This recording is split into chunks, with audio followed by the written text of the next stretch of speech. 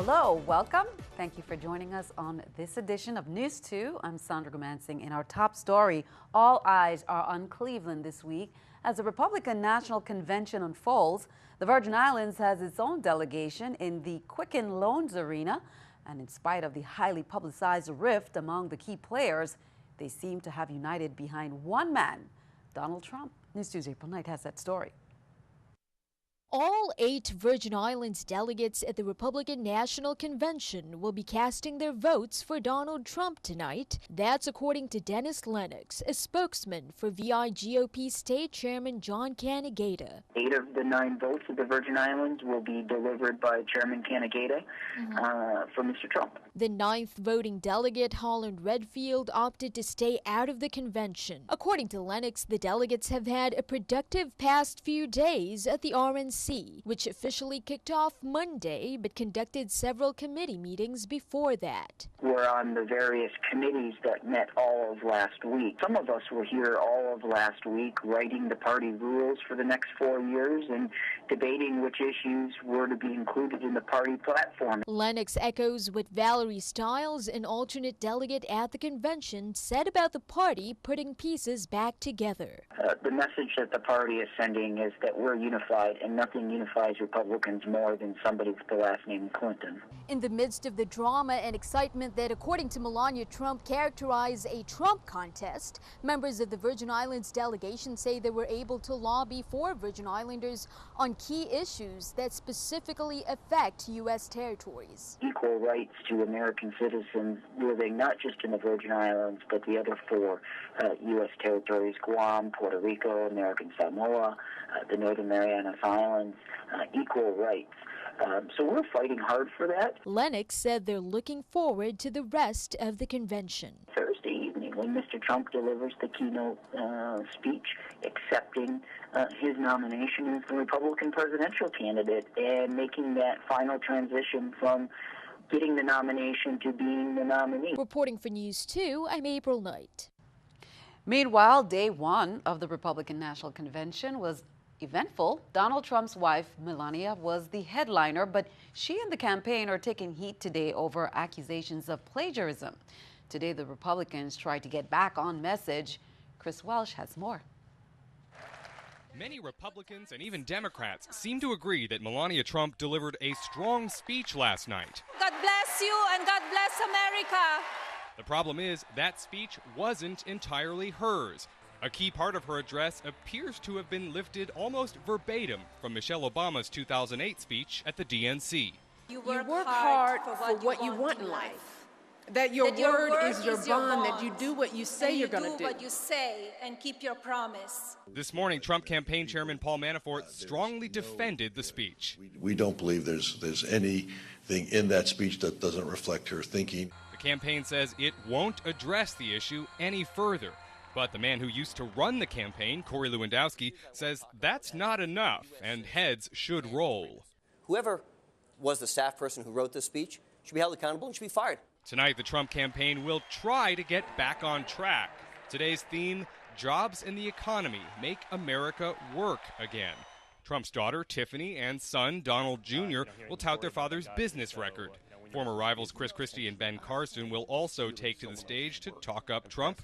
And the 2 top Republicans in Congress, Paul Ryan and Mitch McConnell, who've each been critical of some of Trump's rhetoric, will aim to unify the party. A critical night for Trump and Republicans after a rocky start. In Cleveland, Ohio, I'm Chris Welch. Meanwhile, back in the territory, federal agencies have joined local and regional officials in a strategic meeting focused on security in the region. They detailed many of the challenges that plague security in a region where the border is porous at best. Officials say an organization currently claiming responsibility for many terrorist attacks around the globe may take advantage of that. News 2's April Knight has more. The threat of ISIL, or the Islamic State of Iraq and the Levant, also known as ISIS, is closer to the Virgin Islands than many think. That's according to the Department of Homeland Security's Deputy Undersecretary Michael Potts. Potts spoke at the Caribbean Homeland Security Conference on St. Thomas on Tuesday that gathered various regional, local, and federal agencies. Two of the biggest challenges in the region: illegal narcotics and illegal immigration. We are working with the Secretary recently on an action group that's looking at how we best lock down on the smuggling of special interest aliens that are coming in from countries of conflict and the networks that could be a conduit to move people here to the region and eventually to the United States. Police Commissioner Delroy Richards agreed that threats coming through this region to the United States first set foot on America's Caribbean territories. Here in the Caribbean, the Virgin Islands, and even Samoa, or Puerto Rico, I should say. The Homeland Security response, according to Potts, runs the gamut. Working with the FBI to disseminate joint intelligence bulletins that inform you all on the latest targets, tactics, and procedures that terrorists are using. Two, working with foreign partners such as Belgium, Brazil, Germany, France, Panama, Turkey, and the UK to strengthen aviation security. Governor Mapp, who spoke at the conference, made his own suggestion, drawing a clear boundary around the two U.S. territories. Some point of demarcation surrounding Puerto Rico and the Virgin Islands as a circle, and talk about protection of U.S. interest in the region, and then deploy resources and strategies to protect U.S. interests. Reporting for News 2, I'm April Knight. On July 18th at approximately 9:51 a.m., officers were dispatched by the 911 call center to a discharging of shots that occurred in the vicinity of Two Brothers in Frederiksted. The officers made contact with a complainant who stated that she was sitting on her porch when a male individual approached her offering produce for sale. During that time, a small vehicle drove up and started firing gunshots at the male individual. The complainant stated that the male individual jumped over the fence to escape from the gunshots. Officers canvassed the area to check for suspects and victims with negative results. The case is presently under investigation. You can contact the Investigation Bureau at 340-778-2211. Meanwhile, police have identified the victims of the July 10th shooting at the Altoona Lagoon in Christiansted. Here's more from the VIPD. Officers' preliminary investigation revealed that there was a social gathering, a party taking place on said evening when an unknown vehicle drove by and started shooting at individuals at the party. 4 individuals was injured from the gunshot wounds. The officers also discovered 2 lifeless victims lying with multiple gunshot wounds to their bodies. 18-year-old Malik Benjamin and 18-year-old Yafari Broadhurst, both victims succumbed to their injuries sustained from the gunshot wounds. Next of kin has been notified. This incident is currently under investigations by the Criminal Investigations Bureau. Turn our attention back overseas. A community and faith-based organization in Baton Rouge that held its first press conference in the days after the police shooting of Alton Sterling held a second press conference today. This time, it was to address the ambush on law enforcement officers that killed 3 officers and injured 3 others. And here is some dramatic drone footage from Nice as attendees observe a minute of silence for the victims of last week's attack. 42,000 people attended the memorial at the Promenade des Anglais. Meanwhile, in the U.S., an emotional day for students at the University of California in Berkeley as they remembered one of their own who was killed in the terror attack. 20-year-old Nicholas Leslie was one of the 84 victims who died in Nice, France last week. Turkey has formally requested the extradition of cleric Fethullah Gulen from the United States. The Prime Minister said that on Tuesday as the government widens its purge following a failed military coup over the weekend. Turkish President Recep Tayyip Erdogan blames Gulen, a longtime bitter rival, for the attempted coup that began Friday night, which left at least 232 people dead and gave way to mass arrests and dismissals. Erdogan had told CNN in an exclusive interview on Monday that the extradition request was coming soon. Keeping our eye on the economy, let's take a look at the stock market watch at the New York Stock Exchange. And according to the numbers there, we can see the Dow up 25, NASDAQ and S&P down, NASDAQ 19, S&P 500 down at 3. Coming up on News 2, what is that gunk on the car? Why we are again dealing with that dust situation from the Sahara.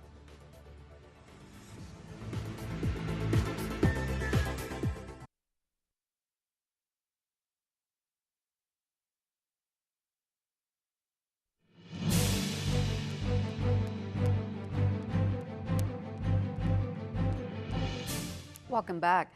The Senate Finance Committee continued budget hearings today on St. Thomas and heard from a few government agencies. The Department of Tourism shared its budget for fiscal year 2017 as recommended by the governor's office, which is more than $28 million.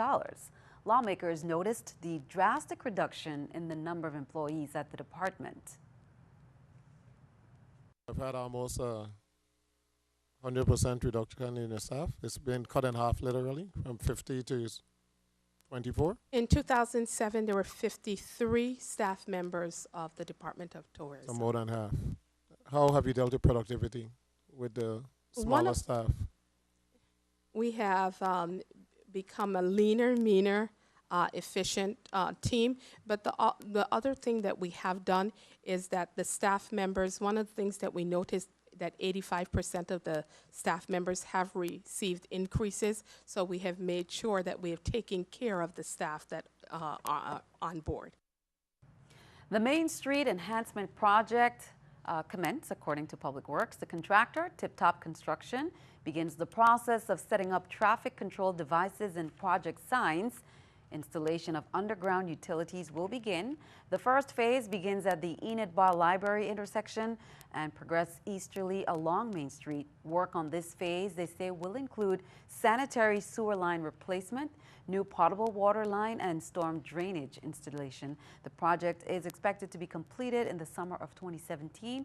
The contract amount is for $8,400,000. On Friday, just a quick note, Bunker Hill will be closed in order for the construction of the Family Resource Center to take place. The hill is a popular shortcut into town and into the waterfront. The road will be closed from 9:30 a.m. to 11:30 a.m. Friday to allow for the delivery of concrete for a center expansion. The Family Resource Center, however, will be open, and the center's thrift store, CC's Closet, will also open at 11 a.m. Well, you may notice the haze. It's back, dust from the Sahara Desert in Africa. The dust causes the skies to be hazy, which reduces the visibility and results in poor air quality. You may also notice your allergies acting up as well. Doctors remind you to protect yourself and to your health. Notice your car covered in this light coating of dust. If you look on the horizon, you'll also see the haze. It's from the Sahara. So you may see it on your car, you may see it on the house, you may see it on your clothes, even if you're out long enough. As a result of the dust storms and a rise in warm air, the sand rises above the Sahara Desert. These particles are transported from the North African desert westward over the Atlantic Ocean across the Caribbean. You can tell about the Sahara dust not so much by looking straight up in the sky, but by looking out horizontally. If you look at the horizon, you may find that there are certain landmarks that you can't see now that you could see in the winter months. For instance, from town, you might be able to see Sail Rock easily in the winter, and now it's virtually obscured. You certainly won't be able to see the island of St. Croix from St. Thomas or vice versa this time of the year. And you can tell the visibility is dropped from as high as 50 plus miles to down to 10 miles. Anybody who's flying will notice that if you're flying between St. Thomas and St. Croix, the islands don't appear to emerge until you're just about to land. While this haze may not be an immediate threat, persons with allergies or respiratory ailments should remain indoors when possible. And what is actually coming down in the dust are mold particles. And there have been analyses of the dust to show that there's up to 20 different types of molds that actually will be raining down on the territory that can add to people who already have mold sensitivities. Be sure to tune in on Wednesday. We will share with you what you can do if the dust is affecting you. Stick around, your News 2 AccuWeather forecast is coming up next.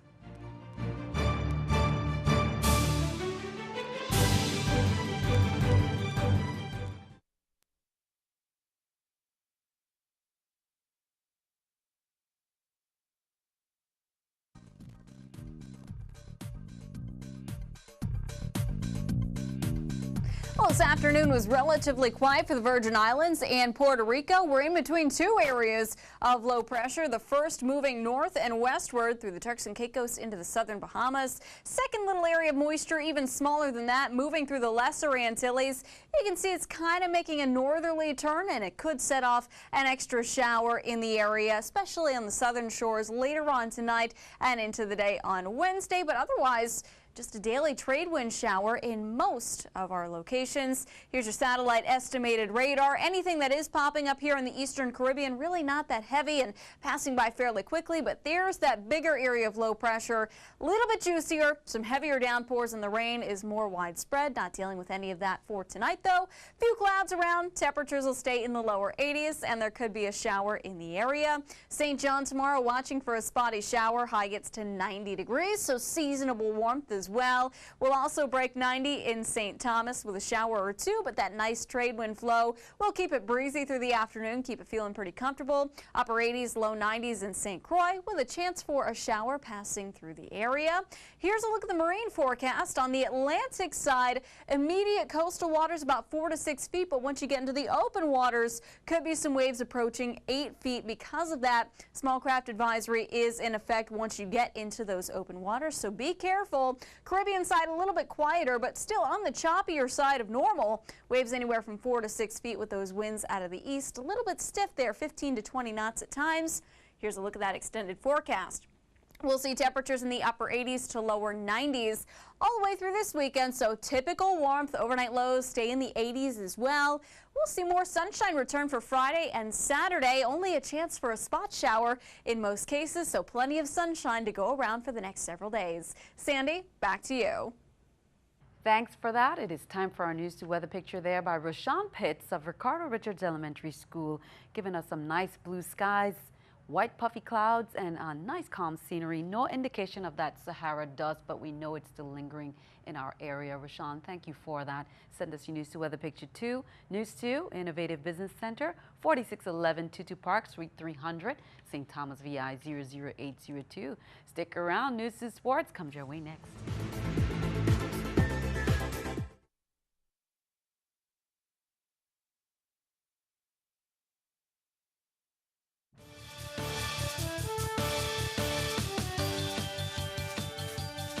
I'm Gary Anthony, and this is News 2 Sports. It's Christmas in July for the U.S. Virgin Islands.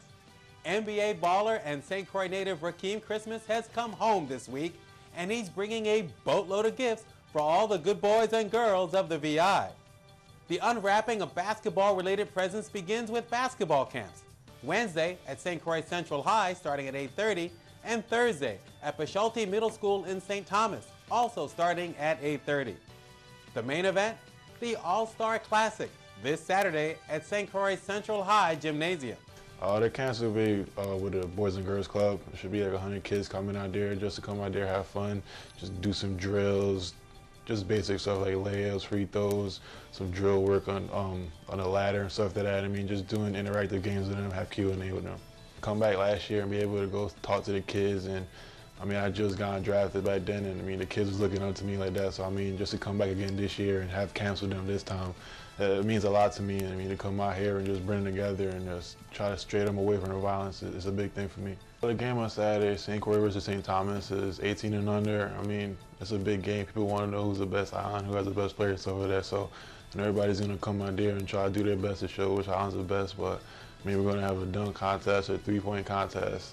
Rock City's coming to perform, and I mean, like I said, I just want to bring the community together and just, I mean, you really don't have anything big like this to come down here. So, I mean, this is going to be our first one this year, and hopefully it's going to be a success, and then as the years go on, we'll keep on doing it. There will also be special appearances by NBA players Tyler Enos, Chris McCullough, and Jeremy Grant. Proceeds from this charity event will go to building a new basketball court for the children of the Virgin Islands. From the rim to the diamond, Little League Caribbean Regionals at Canangaita Ballpark. Aruba versus St. Croix. Bottom first, and St. Croix's Kiyomi George singles to tie the score at 1.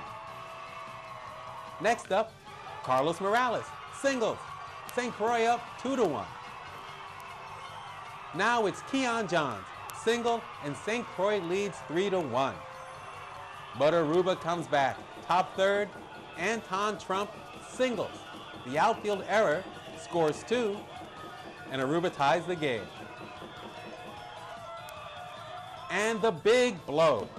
Sean Barreno blasts a laser beam far over the left field fence for a 4-3 lead, and Aruba goes on to win 10-4. St. Croix drops to 0-2 in tournament play, while Aruba improves to 2-0. That's it for sports. Sandy, back to you. Thanks for that, Gary. Good luck to our young baseball athletes, and very nice to have Christmas back in the territory, supporting our youngsters. That is all for this edition of News 2. I'd like to thank you for joining us. I'm Sandra Gomansing. We'll see you next time.